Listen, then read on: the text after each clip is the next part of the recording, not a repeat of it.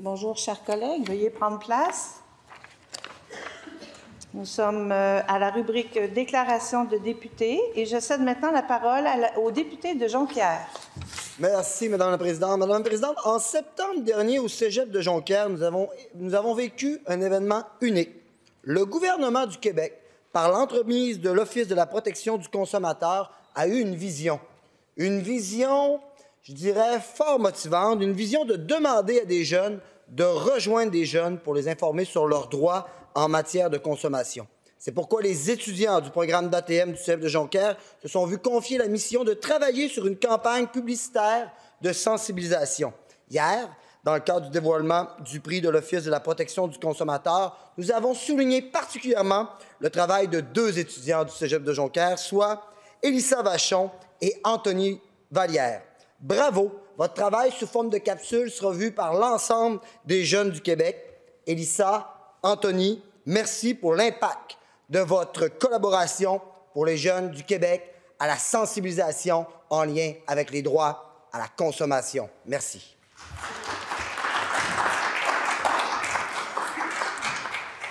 Merci, Monsieur le député. Je cède maintenant la parole au député de Jacques-Cartier. Merci, Madame la Présidente. Je me lève aujourd'hui comme élu, mais aussi comme papa, pour donner mon appui au réseau des CPE et aux familles touchées par les journées de grève qui se poursuivent depuis le début de l'année dans mon comté de Jacques-Cartier et partout au Québec, et pour demander à la CAQ de trouver une solution rapidement. Ce sont 13 000 travailleuses des centres de petite enfance qui demandent des meilleures conditions de travail et d'être mieux payées pour prendre soin de nos enfants.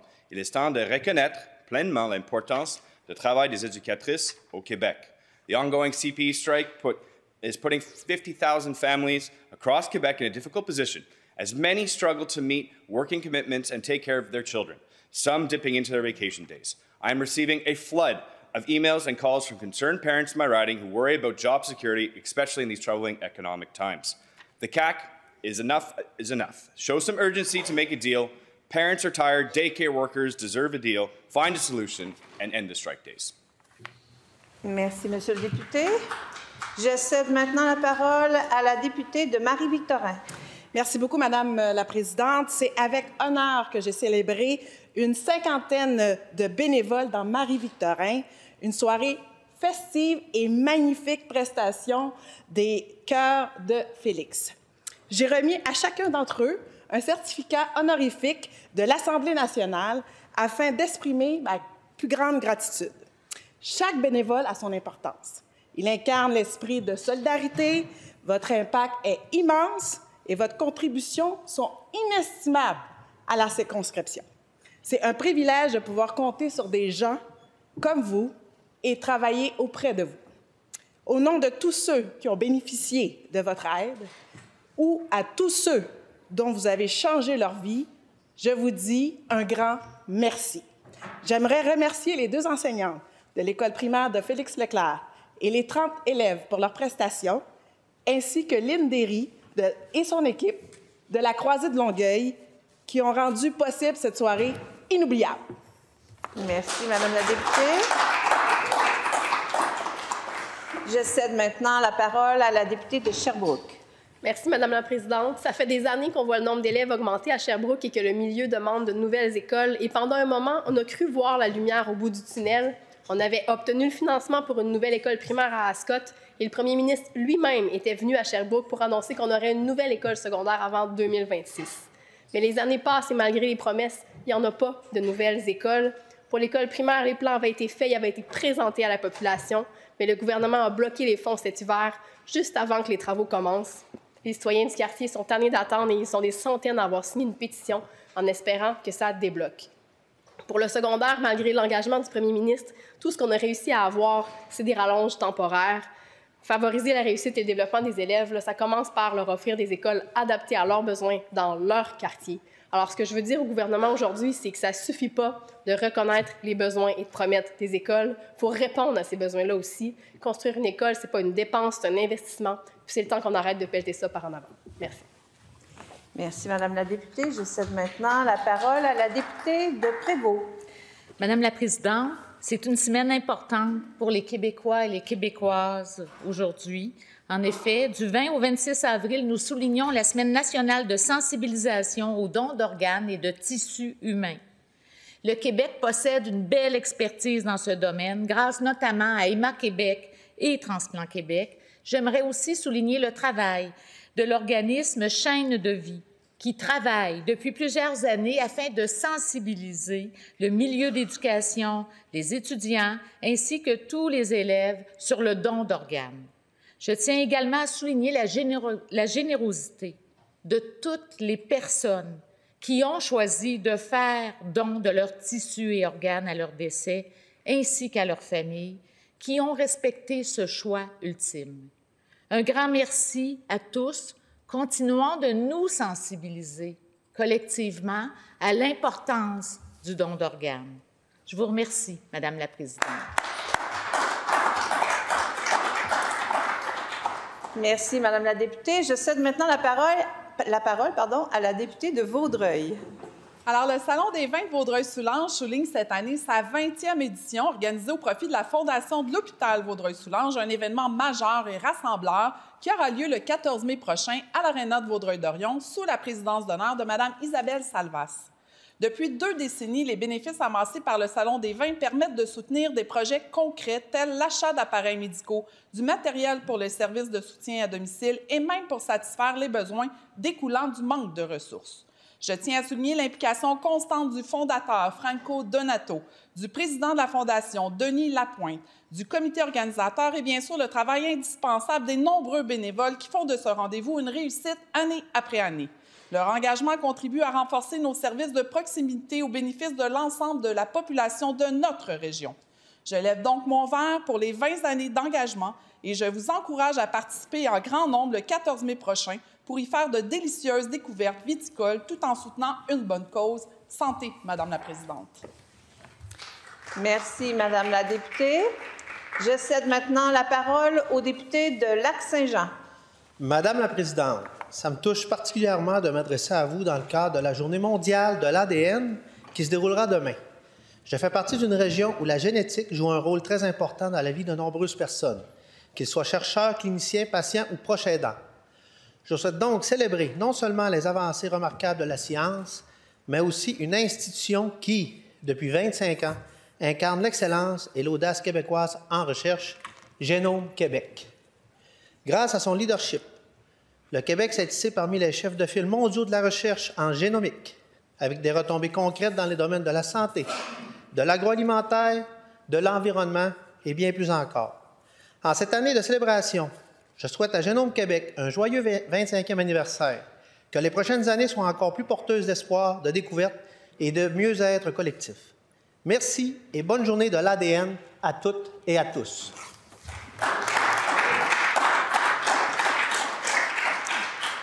Merci, Monsieur le député. Je cède maintenant la parole à la députée de Châteauguay. Merci, Madame la Présidente. Aujourd'hui, j'ai le grand plaisir d'accueillir dans les tribunes le conseil municipal de la ville de Châteauguay. Monsieur le maire, Monsieur Éric Allard et les conseillers Monsieur François Leborgne, Monsieur Luc Daou, de même que Madame Lucie Laberge et Frédéric. La ville de Châteauguay est située aux abords du lac Saint-Louis, à proximité de Montréal, et regroupant un peu plus de 53 000 résidents et résidentes, ce qui fait d'elle la 3e plus grande municipalité de la Rive-Sud. Riche de plus de 14 000 emplois, d'un parc industriel florissant et forte d'un refuge faunique unique dans la province, Châteauguay est une ville de choix pour tant de familles que pour les entrepreneurs. Bâtie aux abords de la rivière Châteauguay, ayant inspiré Beau Dommage avec son harmonie du dimanche soir à Châteauguay, cette municipalité comporte une grande opulence historique, ayant d'ailleurs célébré son 350e anniversaire en 2023. J'aimerais remercier Monsieur le maire et son conseil municipal pour leur travail extraordinaire pour les citoyens et les citoyennes de Châteauguay et je vous souhaite la bienvenue à l'Assemblée nationale du Québec.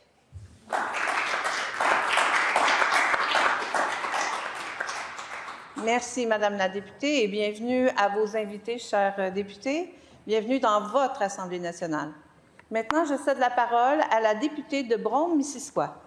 Madame la Présidente, je suis très fière de rendre hommage à deux bénévoles d'exception aujourd'hui, Madame Joanne Coiteux et Madame Louise Génina, qui sont présentes aujourd'hui dans les tribunes.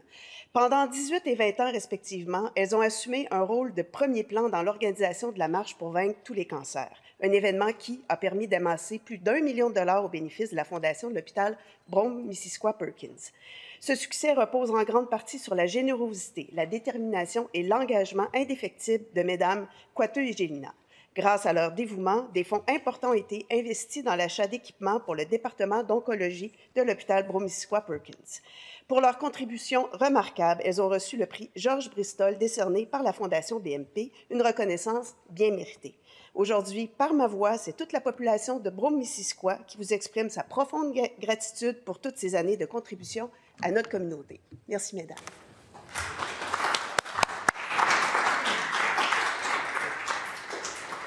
Merci, Madame la députée. Et à mon tour de féliciter les deux personnes qui vous accompagnent aujourd'hui, Madame la députée, et bienvenue à l'Assemblée nationale, votre Assemblée nationale. Je cède maintenant la parole au député de Vachon. Merci beaucoup, Madame la Présidente. À la veille de la 51e édition de la Semaine de l'Action bénévole, je souligne aujourd'hui l'engagement exceptionnel de Mme Louise Martel, une femme de cœur et de conviction au service de la communauté de Saint-Hubert depuis plus de 30 ans, Madame la Présidente. Louise s'investit avec passion dans le milieu social de Saint-Hubert.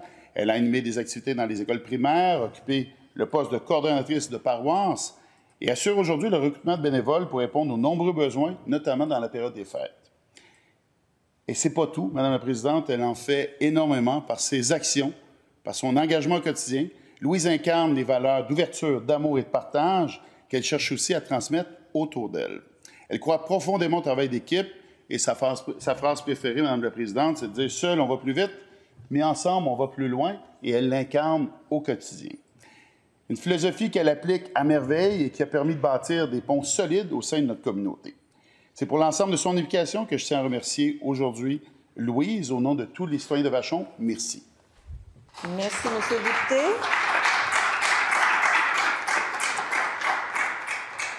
Je cède maintenant la parole à Madame la députée de Vimont.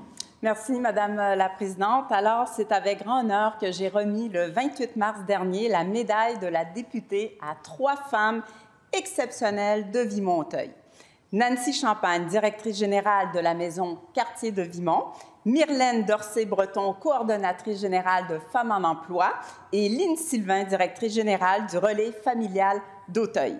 Par leur engagement remarquable dans les domaines communautaires et sociaux, elles incarnent l'essence de notre circonscription, la solidarité, la bienveillance et le leadership au service du bien commun.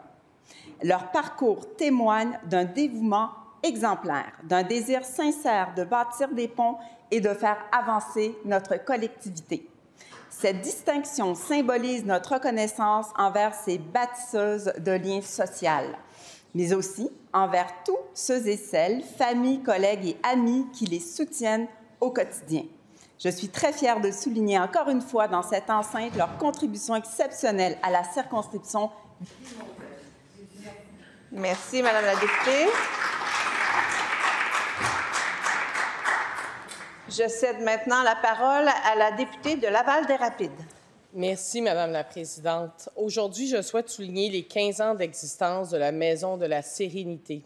Cette maison de soins palliatifs à Laval offre un milieu de vie apaisant, chaleureux et des soins personnalisés à des personnes à qui il reste moins de 3 mois à vivre. Accompagnée de Paulette et Rémi, respectivement un petit chien et un canari pour la zoothérapie, la maison assure une dernière étape de vie sereine et empreinte de dignité. Elle offre également des ateliers sur le deuil pour la famille et les proches des patients. Merci à la directrice générale, aux professionnels de la santé, à toute l'équipe et aux bénévoles pour leur travail remarquable auprès de ceux et celles qui vivent leurs derniers moments. Joyeux 15e anniversaire à la Maison de la Sérénité. Merci, Madame la Présidente.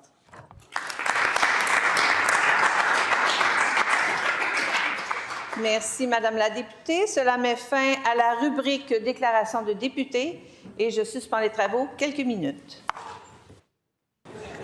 Et j'ai le plaisir de souligner aujourd'hui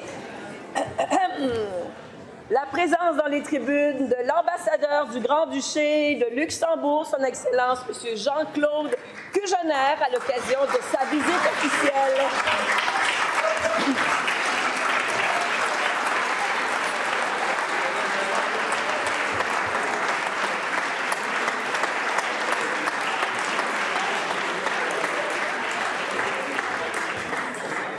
Et j'ai également le plaisir de souligner la présence dans les tribunes de membres du Cercle des ex-parlementaires présents à l'occasion de la célébration soulignant le 85e anniversaire de l'obtention du droit de vote et d'éligibilité des femmes au Québec.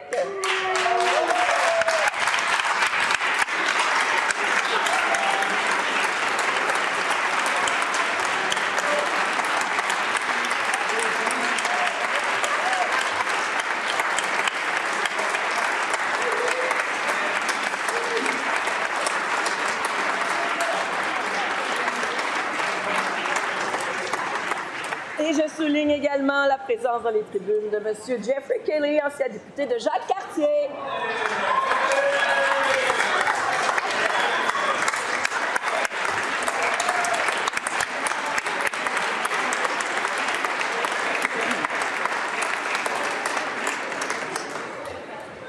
Alors, nous poursuivons les affaires courantes. Aujourd'hui, il n'y a pas de déclaration ministérielle. À la rubrique « Présentation de projet de loi », Monsieur le leader adjoint du gouvernement. Madame la présidente, je vous demande d'appeler l'article A du feuilleton, s'il vous plaît. À l'article A du feuilleton, Monsieur le ministre du Travail présente le projet de loi numéro 101, loi visant l'amélioration de certaines lois du travail. Monsieur le ministre. Oui, merci, Madame la présidente. Ce projet de loi a pour objet d'améliorer certaines lois du travail.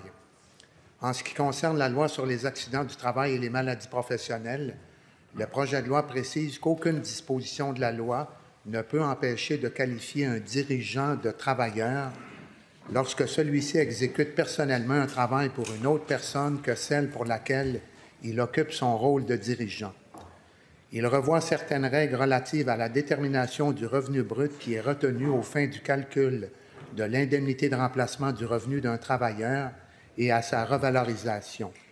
Par ailleurs, il introduit une obligation pour la Commission des normes, de l'équité, de la santé et de la sécurité du travail d'offrir aux parties, dans certains cas, la possibilité de négocier à la suite d'une demande de révision administrative et il détermine les règles applicables à la tenue d'un tel processus et celles relatives au contenu de l'entente qui peut en découler. Il revoit également les montants de certaines amendes afin qu'elles soient plus sévères lorsque l'infraction a trait à la confidentialité du dossier d'un travailleur dont la lésion professionnelle résulte de la violence physique ou psychologique qu'il a subie, incluant la violence à caractère sexuel. En ce qui concerne le Code du travail, le projet de loi revoit diverses règles applicables en matière de grief, notamment en prévoyant un délai maximal pour la désignation d'un arbitre, ainsi que pour la tenue de la première journée d'audition, en obligeant les parties à considérer le recours à la médiation, en déterminant les cas dans lesquels une conférence préparatoire doit être tenue avant l'audition d'un grief et en déterminant les règles relatives à la communication de la preuve avant l'audition du grief. Il modifie par ailleurs ce code, ainsi que la loi sur les relations du travail, la formation professionnelle et la gestion de la main-d'œuvre dans l'industrie de la construction, notamment afin d'exiger des associations syndicales, selon le cas, qu'elles présentent chaque année à leurs membres, lors d'une assemblée générale, leurs états financiers vérifiés selon les principes comptables généralement reconnus, qu'elles remettent gratuitement copie de tels états financiers aux membres qui en fait la demande. En ce qui concerne la loi sur les normes du travail, le projet de loi revoit certaines règles applicables aux absences d'une personne salariée qui est réserviste, afin notamment de réduire la période de service continu requise pour lui permettre de prendre part à une opération des forces canadiennes à l'étranger et afin d'élargir les autres motifs pour lesquels elle peut s'absenter. Il introduit par ailleurs la possibilité pour toute personne salariée de s'absenter si elle ne peut pas fournir sa prestation de travail en raison d'une décision en matière de santé publique ou en raison de sinistre ou de son imminence. Il modifie aussi les dispositions pénales de cette loi afin notamment d'augmenter les montants des amendes. En ce qui concerne la loi sur la santé et la sécurité du travail, le projet de loi prévoit le droit d'un employeur de réclamer à la Commission des normes de l'équité, de la santé et de la sécurité du travail une partie du salaire versé à la travailleuse enceinte ou qui allait, qui l'a affecté à d'autres tâches, ainsi que les règles applicables à l'exercice de ce droit, notamment celles relatives au recouvrement par la Commission d'une somme versée en trop à un employeur à la suite de sa réclamation. Il ajoute 2 membres à la composition du conseil d'administration de la Commission, soit un membre choisi à partir des listes fournies par les associations syndicales les plus représentatives, ainsi qu'un membre représentant les employeurs des secteurs publics et parapublics. Il habilite la Commission à établir des normes de construction et de sécurité applicables à des bâtiments qu'elle identifie. Par ailleurs, le projet de loi prévoit, relativement aux mécanismes de prévention et de participation, des règles particulières applicables à des établissements des secteurs de l'éducation et de la santé et des services sociaux, lesquels cesseront de s'appliquer à la date que le gouvernement détermine.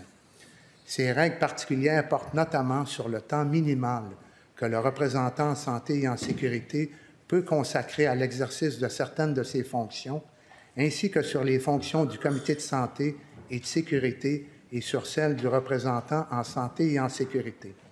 Enfin, le projet de loi prévoit que, lorsque la Commission détermine par règlement le temps minimal que le représentant en santé et en sécurité en établissement peut consacrer à l'exercice de certaines de ses fonctions, ce temps doit varier en fonction du nombre de travailleurs groupés dans cet établissement.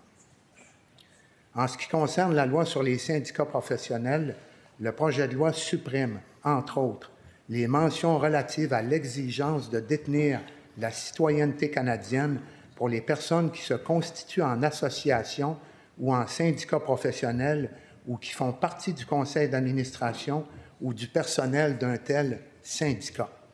Il confie maintenant la responsabilité de cette loi au ministre du Travail. En ce qui concerne la loi instituant le tribunal administratif du travail, le projet de loi prévoit que seule une personne autorisée par ce tribunal a droit d'accès à un dossier de la Division de la santé et de la sécurité du travail qui contient des renseignements relatifs à la santé physique ou mentale d'une personne ou des renseignements qu'il estime d'un caractère confidentiel et dont la divulgation serait de nature à porter préjudice à une personne. Il prévoit également que la rémunération d'un membre de ce tribunal peut être réduite une fois fixée pour tenir compte de la rente de retraite du secteur public qui lui est versée. En ce qui concerne la loi modernisant le régime de santé et de sécurité du travail, le projet de loi reporte la date limite à laquelle le gouvernement peut fixer l'entrée en vigueur des dispositions relatives aux mécanismes de prévention et de participation de la loi sur la santé et la sécurité du travail. En ce qui concerne la loi sur les maîtres électriciens, le projet de loi abolit le comité exécutif et habilite le Conseil provincial d'administration de la Corporation des maîtres électriciens du Québec à former un forum provincial consultatif ainsi qu'à déterminer la composition de ce forum et de ses fonctions. Enfin, le projet de loi prévoit des modifications de concordance ainsi que des mesures transitoires et finales. Merci, Madame la Présidente.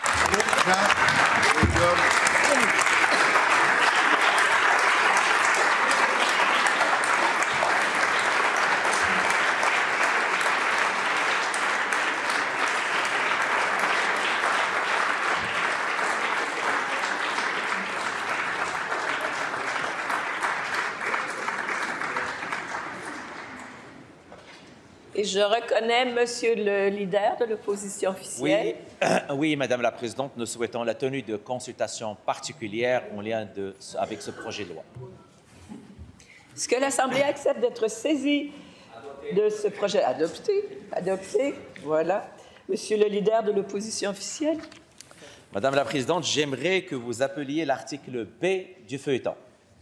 Oui, à l'article B du feuilleton, Madame la députée d'Émile-Île présente le projet de loi numéro 992, loi visant à créer un comité chargé de formuler des recommandations sur les critères de fixation ou de réajustement de loyer. Madame la députée. Merci, Madame la Présidente. Alors, ce projet de loi prévoit une obligation pour le ministre responsable de l'Habitation de former au moins tous les 5 ans un comité paritaire ayant pour fonction de formuler des recommandations relativement aux critères de fixation ou de réajustement de loyer. Le projet de loi prévoit également que les membres du comité sont nommés par le ministre responsable de l'Habitation parmi des listes de noms fournis par les organismes et les groupes intéressés. Les membres sont nommés en nombre égal de représentants de locataires et de locateurs qui possèdent une expérience pertinente. De plus, le projet de loi prévoit que le mandat du comité prend fin au plus tard le 1er septembre de l'année de sa création. Le comité est dissous suivant la fin de son mandat. Enfin, le projet de loi prévoit des dispositions transitoires et finales. Merci, Madame la Présidente.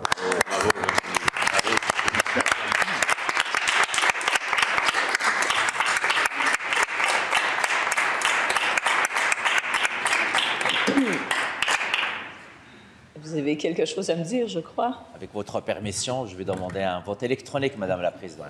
C'est votre droit absolu. Vous êtes toutes et tous à votre place. La période de vote est ouverte.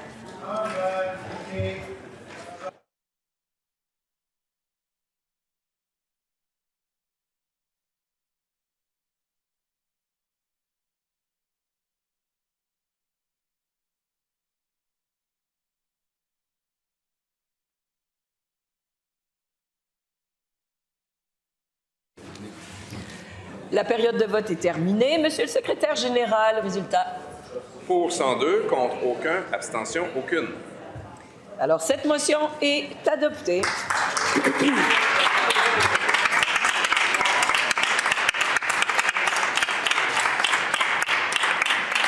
Maintenant, à la rubrique dépôt de documents, Monsieur le ministre des Finances. Oui, merci, Madame la Présidente. Permettez-moi de déposer le rapport annuel 2024 de la Caisse de dépôt et placement du Québec, accompagné des renseignements additionnels. Merci, Madame la Présidente. Bravo. Ce document est déposé. Monsieur le ministre responsable des relations avec les Premières Nations et des Inuits. Bonjour, Hello, Kwe, Ségon, Wajia, Oulakut. Madame la Présidente, permettez-moi de déposer avec beaucoup d'humilité et d'émotion le rapport annuel 2024-2025 de la loi autorisant la communication de renseignements personnels aux familles d'enfants autochtones disparus ou décédés à la suite d'une admission en établissement. Madame la Présidente, avec les oppositions officielles, nous allons nous déplacer demain à Mistissini pour présenter ce rapport devant les communautés autochtones, parce que c'est aussi ça de faire les choses différemment. Et chers membres de cette Assemblée, on a des invités avec nous aujourd'hui, les gens qui sont du comité de suivi, la direction d'Institution Famille, les gens d'Awashak, qui veut dire petit être de lumière, des familles. Madame la Présidente, on les remercie pour leur courage, leur résilience, et merci d'aider plus de 122 familles dans leur quête de vérité. Pour toutes ces raisons, merci. Kichimigwech, Nyawangoa, Chinishkimetna, Tiawank, Waliwan, Oleone, Welalen, Nakormik, Marialouk. Merci, Madame la Présidente.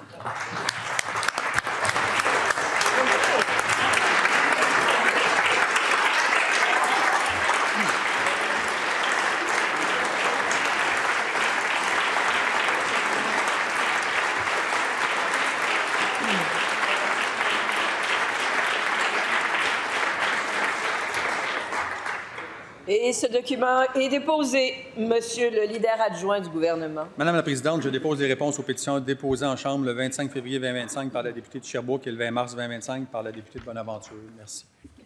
Ces documents sont déposés. Pour ma part, je dépose le rapport de la commissaire au développement durable, faisant partie du rapport du vérificateur général du Québec à l'Assemblée nationale pour l'année 2024-2025, tome du mois d'avril 2025. À la rubrique dépôt de rapport de commission, Monsieur le Président de la Commission des institutions et député de Richmond.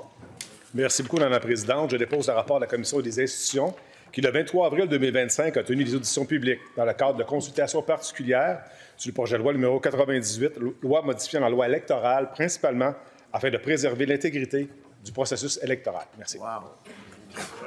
Ce rapport est déposé à la rubrique dépôt de pétition. Monsieur le député des Îles-de-la-Madeleine. Merci, Madame la Présidente. Je dépose l'extrait d'une pétition adressée à l'Assemblée nationale signée par 2372 pétitionnaires. Désignation citoyens et citoyennes du Québec. Les faits invoqués sont les suivants. Considérant qu'à l'intérieur de nos unités psychiatriques, il y a une disparité entre les diverses régions du Québec dans l'application de mesures en prévention du suicide, car chaque CIUS ou CIS établit individuellement les mesures à mettre en place quant au choix du matériel ou des équipements.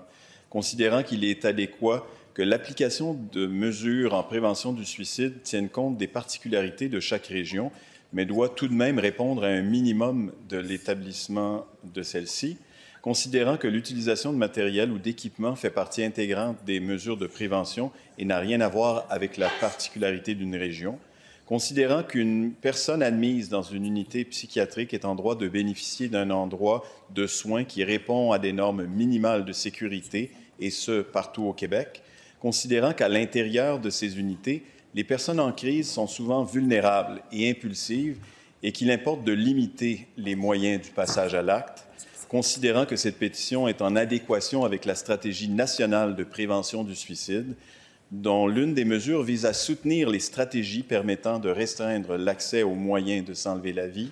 Et l'intervention réclamée se résume ainsi.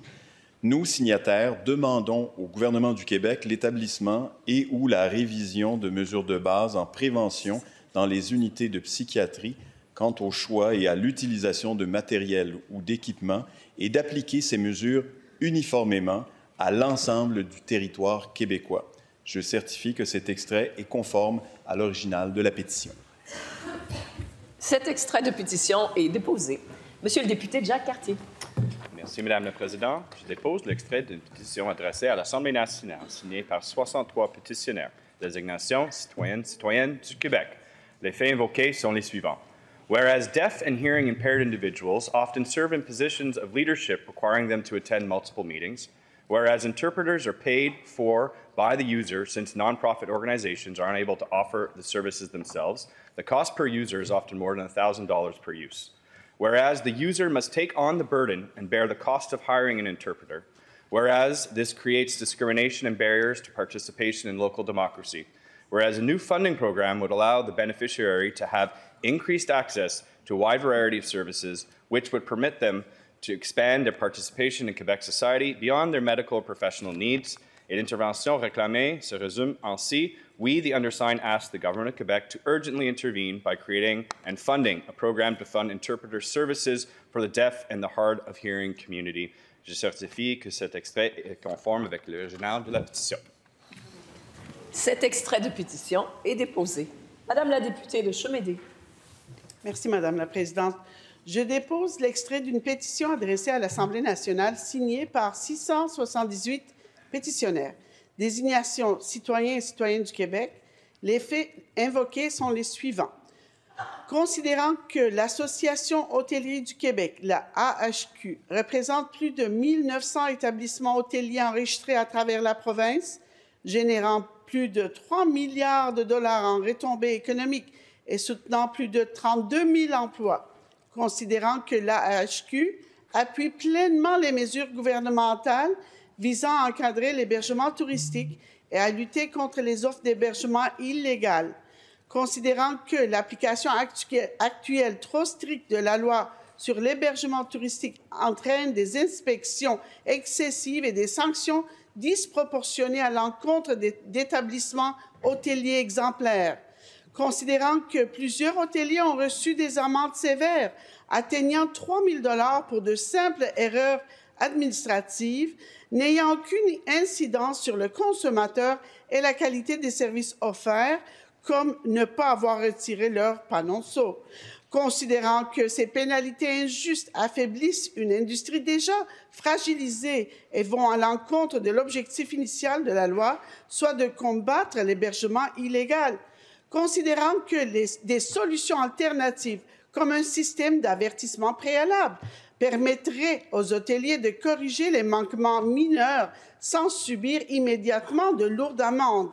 Et l'intervention réclamée se résume ainsi.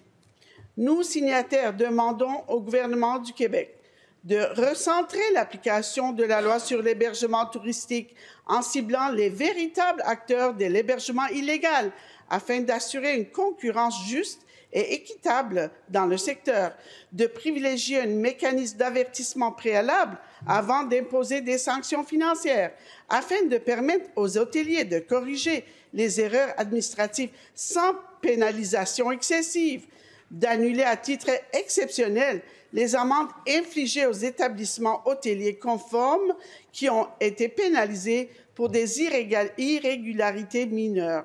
Je certifie que cet extrait est conforme à l'original de la pétition.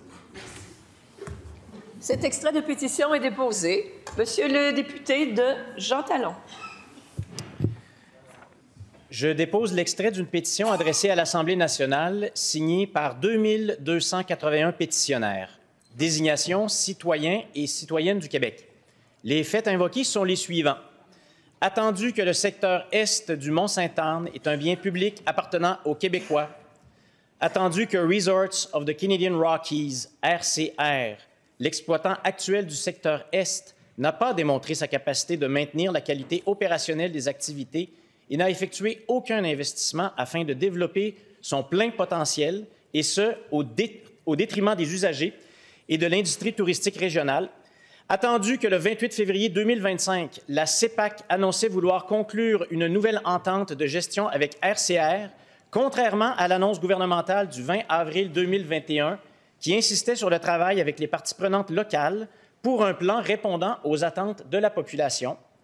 Attendu que Centre plein air Mont-Sainte-Anne, un OBNL regroupant plus de 1100 membres de la région de Québec, dispose d'un plan d'affaires solide ancré dans les besoins de la communauté et d'un plan financier solide appuyé par des nombreuses fédérations nationales de sport et de plein air, l'intervention réclamée se résume ainsi.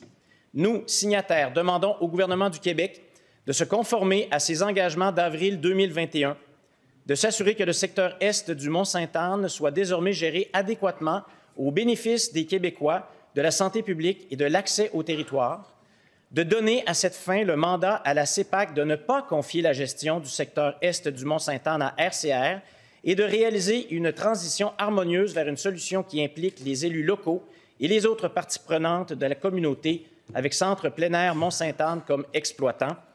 Et je certifie que cet extrait est conforme à l'original de la pétition. Et cet extrait de pétition est déposé. Il n'y a pas de réponse orale aux pétitions ni d'intervention portant sur une violation de droits ou de privilèges. Je vous avise qu'après la période des questions et réponses orales seront tenus les votes reportés suivants.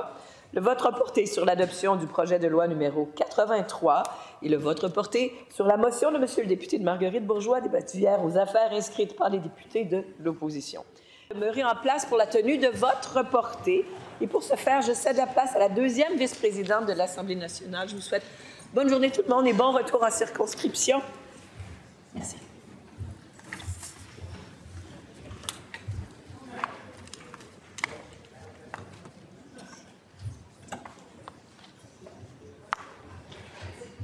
Comme annoncé précédemment, nous allons maintenant procéder au vote reporté sur la motion de M. le ministre de la Santé proposant que le projet de loi numéro 83, loi favorisant l'exercice de la médecine au sein du réseau public de la santé et des services sociaux, soit adopté.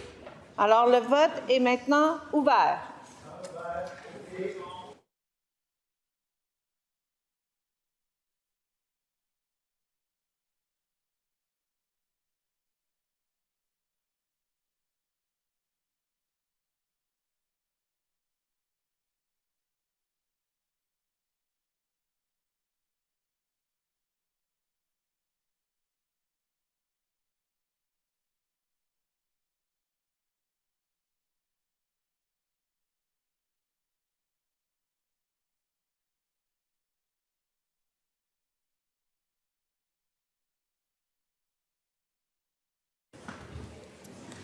Le vote est maintenant terminé.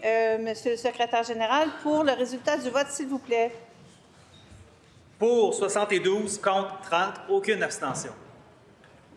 La motion est adoptée. Donc, en conséquence, le projet de loi numéro 83, loi favorisant l'exercice de la médecine au sein du réseau public de la santé et des services sociaux est adoptée.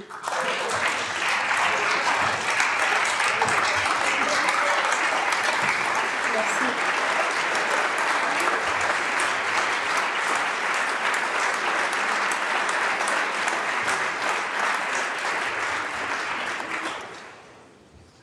Nous allons maintenant procéder au vote reporté sur la motion de M. le député de Marguerite-Bourgeois, débattue hier aux affaires inscrites par le député de l'opposition et qui se lit comme suit.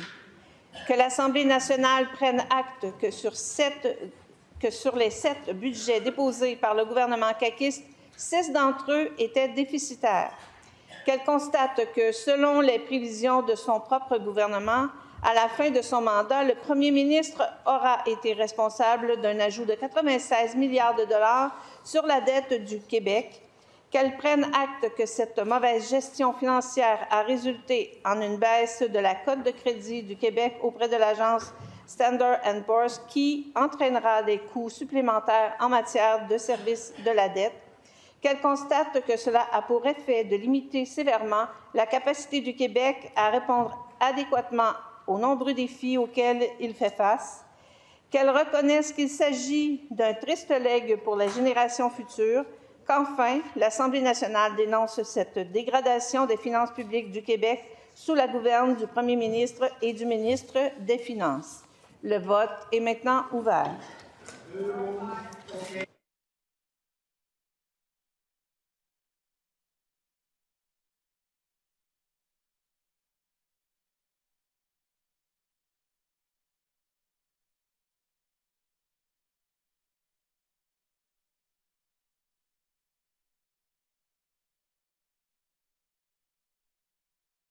Le vote est maintenant terminé. Monsieur le secrétaire général, pour le résultat du vote?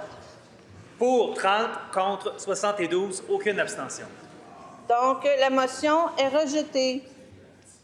Nous serions maintenant rendus à la rubrique motion sans préavis. En fonction de nos règles et de l'ordre de présentation des motions sans préavis, je reconnais maintenant un membre du groupe formant l'opposition officielle. Monsieur le leader, la parole est à vous. Oui, merci, Madame la Présidente. Je sollicite le consentement de cette Assemblée afin de présenter la motion suivante, conjointement avec le député de Tachereau et la députée de Vaudreuil.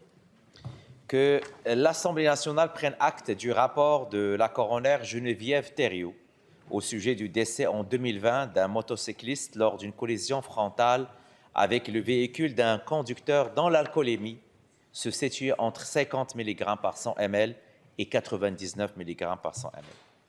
Qu'elle prenne acte que ce rapport conclut que si des sanctions administratives comparables à celles existant ailleurs au pays avaient été en vigueur au Québec au moment de l'accident survenu en 2020, les policiers auraient pu procéder à la suspension immédiate du permis de conduire et à la saisie du véhicule lors de l'interception du conducteur qu'ils ont effectuée dans l'heure précédant la collision, ce qui aurait permis d'éviter le décès. Qu'elle constate aussi que ce rapport indique que le Québec est désormais isolé sur la question des sanctions administratives, car il semble que toutes les provinces et territoires du Canada ont adopté de telles sanctions afin de réduire le nombre de décès et d'accidents liés à la conduite avec les facultés affaiblies. Qu'enfin, il demande au gouvernement d'agir immédiatement en instaurant des sanctions administratives dès l'atteinte d'un taux d'alcoolémie de 0,05 afin de sauver des vies innocentes. Merci, Madame la Présidente.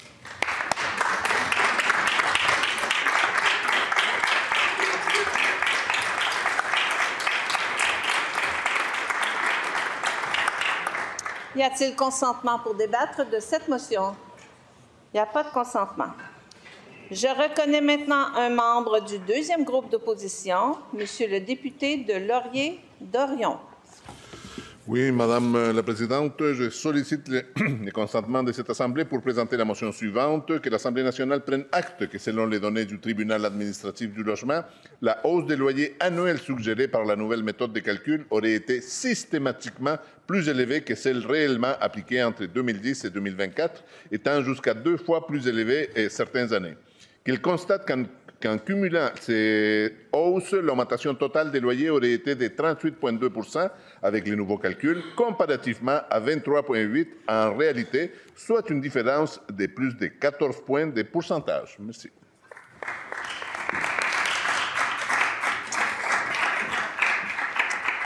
Merci. Y a-t-il consentement pour débattre de cette motion? Pas de consentement. Nous sommes maintenant rendus aux membres du troisième groupe d'opposition, Monsieur le député des Îles-de-la-Madeleine. Merci, Madame la Présidente. Je sollicite le consentement des membres de cette Assemblée afin de présenter, conjointement avec le député de Pontiac, le député de Rosemont, le député de Saint-Jérôme et la députée de Vaudreuil, la motion suivante. Que l'Assemblée nationale se rappelle que le projet d'agrandissement de l'Hôtel-Dieu d'Arthabasca a été annoncé en juin 2022 pour que les travaux commencent à l'automne 2026.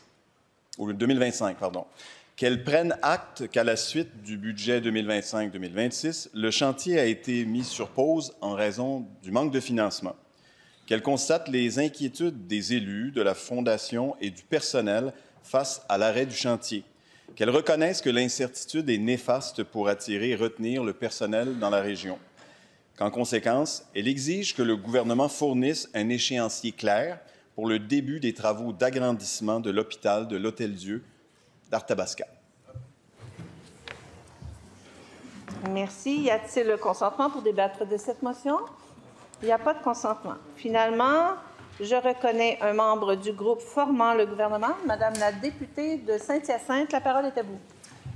Merci. Au nom du Cercle des femmes parlementaires, je sollicite le consentement de cette Assemblée pour déposer la motion suivante, conjointement avec la députée de Robert-Baldwin, la chef du deuxième groupe d'opposition, la députée de Terrebonne, le député de Saint-Jérôme et la députée de Vaudreuil. Que l'Assemblée nationale souligne le 85e anniversaire du droit de vote et d'éligibilité des femmes au Québec, le 25 avril 1940, et qu'elle reconnaisse l'importance historique de cet événement. Qu'elle reconnaisse que cette date a marqué un tournant décisif dans la lutte pour l'égalité des sexes et la participation des femmes à la vie démocratique. Qu'elle souligne que l'égalité entre les hommes et les femmes est une valeur fondamentale et un pilier de la société québécoise. Qu'elle rende hommage aux militantes déterminées et passionnées qui ont mené cette lutte et aux femmes qui, par leurs accomplissements, ont contribué à l'avancement de la condition féminine au Québec. Qu'elle prenne acte de l'apport indispensable des femmes dans les grandes réformes qui ont façonné le Québec comme nous le connaissons aujourd'hui. Qu'elles reconnaissent l'implication politique remarquable des femmes dans le milieu politique et qu'elles saluent leur dévouement, leur courage et leur professionnalisme et qu'elles reconnaissent l'importance de la zone paritaire. Qu'enfin, l'Assemblée nationale réitère son engagement à promouvoir la participation pleine et entière des femmes en politique, notamment au sein des instances décisionnelles. Merci.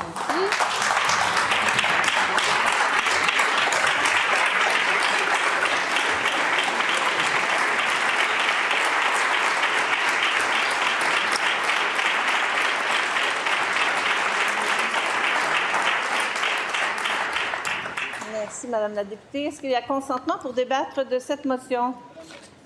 Il y a un consentement pour un débat de 2 minutes de rigueur par intervenant dans l'ordre suivant, la députée de Saint-Hyacinthe, la députée de Robert-Baldwin, la chef du deuxième groupe d'opposition et la députée de Terrebonne. Merci. Donc, je vous rappelle, c'est une intervention de 2 minutes de rigueur et je cède la parole à la députée de Saint-Hyacinthe. Le 18 avril 1940, le Québec a franchi un pas décisif vers une société plus juste. Les femmes obtenaient enfin le droit de vote. Mais cette avancée n'aurait jamais été possible sans l'audace et la détermination de ces femmes qui ont refusé de baisser les bras. Rendons hommage à toutes ces femmes qui nous ont précédés. C'est grâce à leur combat que je me tiens ici aujourd'hui aux côtés de 57 députées brillantes qui, chaque jour, façonnent notre société. En 85 ans, beaucoup de chemin a été parcouru. de la première députée à siéger dans cette Assemblée jusqu'aux femmes qui occupent aujourd'hui les plus hautes fonctions. Leur présence a transformé notre démocratie et enrichi notre législation. Mais un droit, c'est fragile. Les avancées peuvent reculer. Il suffit de regarder ce qui se passe chez nos voisins du Sud, où même le droit des femmes à disposer de leur corps est remis en question. Les reculs observés ailleurs nous rappellent que les conquêtes d'hier exigent notre vigilance aujourd'hui et notre action résolue pour demain. Surtout, gardons à l'esprit que les droits acquis ne sont jamais définitifs. Ils doivent être défendus, chéris et étendus. Alors qu'en 1940, nos prédécesseurs se battaient pour le droit de vote, notre responsabilité aujourd'hui, elle est de renforcer et de préserver la présence et la place des femmes dans nos institutions démocratiques. Rien n'est jamais acquis. À celles et ceux qui pensent parfois que le féminisme appartient à une autre époque, je dirais ceci. En 2025, comme en 1940, défendre l'égalité, c'est toujours d'actualité. Pour que notre société demeure un reflet fidèle de notre Assemblée demeure un reflet fidèle de notre société, engageons-nous à mettre en place des mesures concrètes qui garantiront aujourd'hui et pour les générations futures une représentation équilibrée des femmes et des hommes dans ces lieux de pouvoir. Merci, Madame.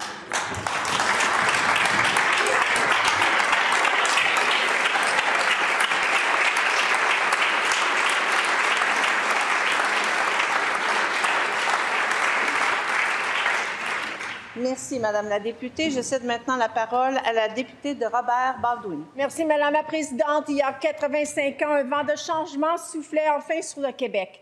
Le 25 avril 1940, sous un gouvernement libéral, après des décennies de lutte, les femmes québécoises obtenaient le droit de vote et d'éligibilité. Ce n'était pas un cadeau ni une faveur, c'était un droit arraché avec force, courage et grande détermination. Pendant trop longtemps, les femmes ont été écartées des décisions qui façonnaient leur propre destin. Mais elles n'ont jamais cessé de se battre. Des femmes comme Marie-Gérée Lajoie, Idola Saint-Jean et Thérèse Casgrain ont refusé le silence. Elles ont organisé, marché, parlé, écrit, mobilisé, refusant d'abandonner leurs convictions.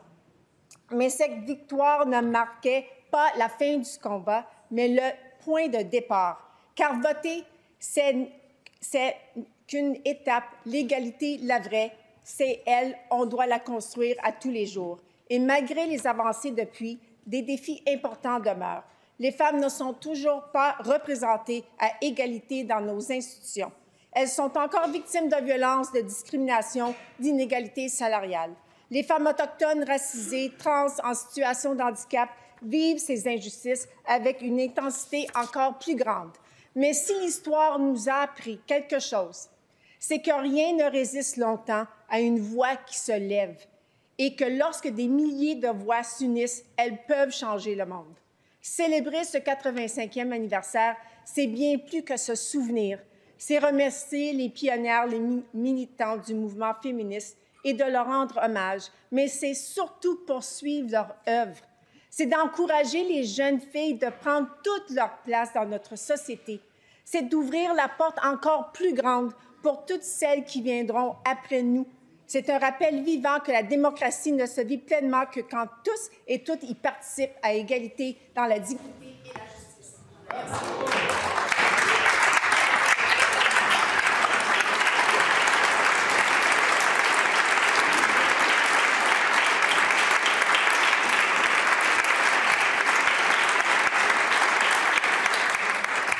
Merci, Madame la députée. Je reconnais maintenant la chef du deuxième groupe d'opposition. Merci, Madame la présidente. C'est un honneur pour moi de prendre la parole sur cette motion à titre de seule femme chef parlementaire d'un parti politique au Québec. Le combat des femmes pour le droit de vote a été long et ardu, comme tous les combats pour les femmes. Au Québec, entre 1922 et 1940, 13 projets de loi pour le droit de vote des femmes ont été présentés à l'Assemblée nationale, puis après ça, ils ont été rejetés. 13. C'est finalement en 1940 que les Québécoises ont obtenu le droit de vote. Pour les femmes des Premières Nations et des Inuits, elles ont obtenu ce droit de vote rien qu'en 1969. C'est bien de se rappeler des avancées des femmes, mais ce qui est encore plus important aujourd'hui, c'est d'avoir de nouvelles avancer. Face à la montée de l'extrême droite et des discours masculinistes qui font reculer les droits des femmes, on a besoin de bonnes nouvelles pour les femmes et pour toute la société. Et ça va passer par des gains concrets, l'équité salariale complète, un projet de loi sur la parité en politique, l'accès complet et gratuit à la contraception et plusieurs autres bonnes nouvelles dans l'avenir, on se le souhaite. Je rappelle qu'en 2025, c'est-à-dire aujourd'hui, c'est encore jamais arrivé qu'il y a eu 50 % de femmes à l'Assemblée nationale. Donc, c'est un plafond de verre qu'on n'a pas encore brisé. Nous pouvons être fiers au Québec de vivre dans une des sociétés les plus ouvertes au monde, mais ne restons pas assis sur nos lauriers. Continuons la lutte pour inspirer les jeunes générations et les femmes de partout à travers le monde. Merci, Madame la Présidente.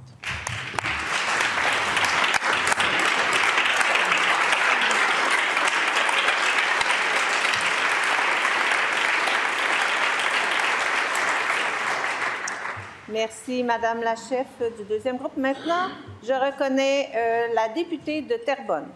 Merci, Madame la Présidente. En page 6 du Devoir, le 19 avril 1940, juste après la page féminine, on pouvait lire « J'ai toujours été contre le suffrage féminin. Les femmes ont des qualités éminentes et il ne s'agit pas de discuter l'intelligence féminine qui est d'un ordre élevé, mais le suffrage féminin va contre l'économie de notre législation fondamentale, législation qui est bonne et qui a subi l'épreuve de plusieurs siècles. » Ces paroles de M. Duplessis, alors chef de l'opposition, ne doivent pas nous surprendre. Ce sont, évidemment, dans le langage de l'époque, les mêmes arguments qu'encore aujourd'hui, certains opposent à l'émancipation et à la pleine participation des femmes à la vie sociale, économique et démocratique de nos nations. Les femmes, prétend-on, ne seraient pas intéressées par ces postes. Ce n'est pas qu'elles seraient incapables ou moins intelligentes, mais le système traditionnel a toujours bien fonctionné, alors pourquoi le changer?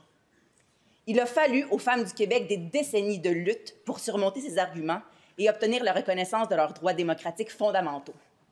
Ce qu'il a fallu de courage aux Marie-Gérin-Lajoie, Mme Walter Lyman, Thérèse Casgrain et Idola Saint-Jean pour obtenir le droit de vote en 1940 doit nous servir d'inspiration. De même que la détermination, voire l'acharnement dont a dû faire preuve Mme Pauline Marois pour devenir notre première femme première ministre. Parce qu'il y a encore aujourd'hui des obstacles à la pleine participation des femmes à notre société, des remarques qui les visent directement, des rencontres qui les mettent à l'écart de certaines décisions, comme le rappelle Jocelyne Richer dans son livre « Le sexe du pouvoir ». Parce que certains courants de pensée dans notre société veulent ramener les femmes au foyer ou les invisibiliser sur la place publique. Je nous invite donc, en ce jour du 85e anniversaire du droit de vote des femmes, à nous souvenir du courage de ces pionnières et à leur rendre le vrai hommage qui leur est dû en poursuivant leur combat et en luttant contre toutes les formes d'exclusion des femmes, et de tout faire pour que les femmes prennent toute la place qui leur revienne. Merci, Madame la Présidente.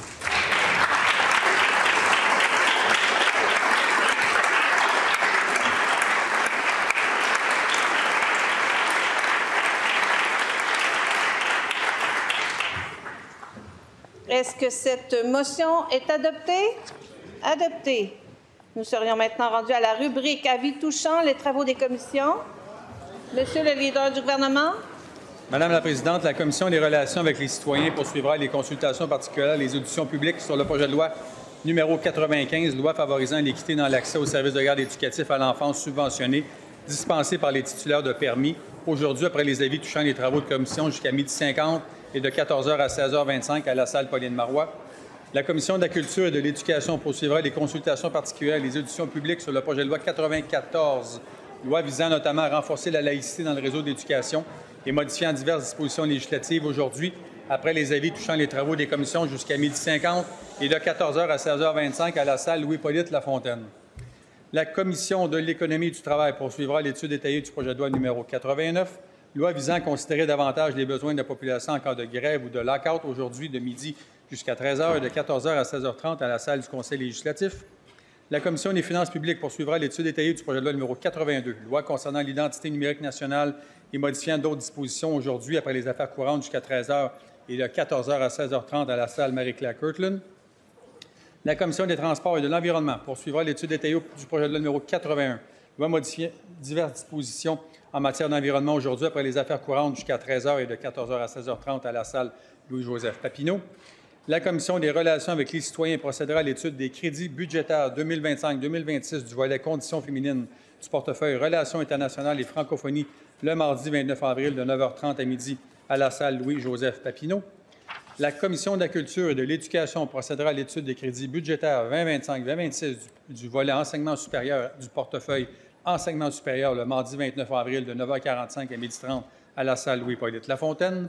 La Commission des transports et de l'environnement entreprendra l'étude des crédits budgétaires 2025-2026 du volet environnement et lutte contre les changements climatiques du portefeuille environnement et lutte contre les changements climatiques Fonds et Parcs le mardi 29 avril de 9h45 à 12h30 à la salle Pauline Marois. La Commission des finances publiques procédera à l'étude des crédits budgétaires 2025-2026 du volet infrastructure du portefeuille Conseil du Trésor et administration gouvernementale le mardi 29 avril de 9h30 à midi à la salle Marie-Claire Kirtland.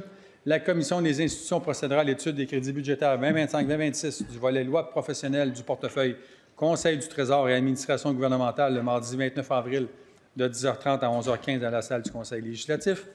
Et finalement, la Commission des institutions procédera à l'étude des crédits budgétaires 2025-2026 du volet Relations canadiennes du portefeuille Conseil exécutif le mardi 29 avril de 11h30 à 12h30 à la salle du Conseil législatif. Merci. Merci, Monsieur le leader. Pour ma part, je vous avise que la Commission spéciale sur les impacts des écrans et des réseaux sociaux sur la santé et le développement des jeunes se réunira en séance de travail aujourd'hui de 13h à 14h à la salle Louis-Hippolyte Lafontaine ainsi qu'en séance de travail virtuelle le vendredi 25 avril 2025 de 8h à 9h30 afin d'organiser les travaux de la Commission. Nous serions maintenant rendus à la rubrique « Renseignements sur les travaux de l'Assemblée ».